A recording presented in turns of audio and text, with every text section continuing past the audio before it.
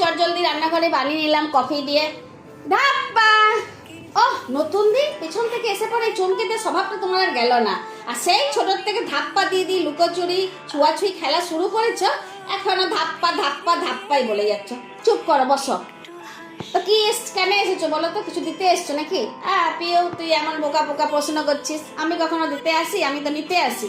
ওই বাচ্চার দোকানে বিলুর সাথে দেখা হলো, বুঝলি তো। বিলু বললে কি তুই কফি আর দই দিয়ে কী সব বানাবি, তো ডাউটফুল চিন্তা নিয়ে চলে এলাম তোরই ঘরে ডাউট ক্লিয়ার করবো বলে। বাবা নতুন দিয়ে আজকাল যে খুব ইংলিশে কথা বলছো, ডাউটফুল ডাউট ক্লিয়ার।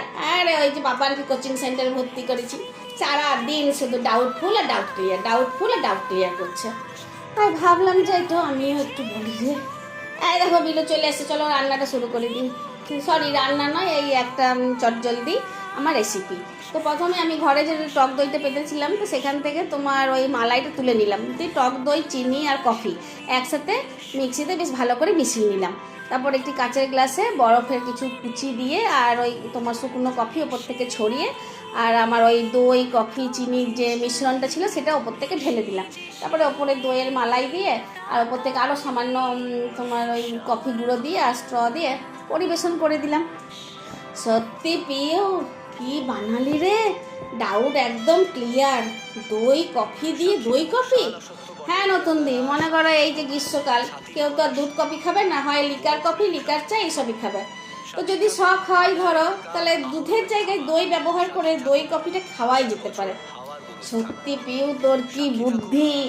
হ্যালো বন্ধুরা, দেখতে পেলে দই কফি রান্নাটা? সরি রান্না নয়, রেসিপিটা।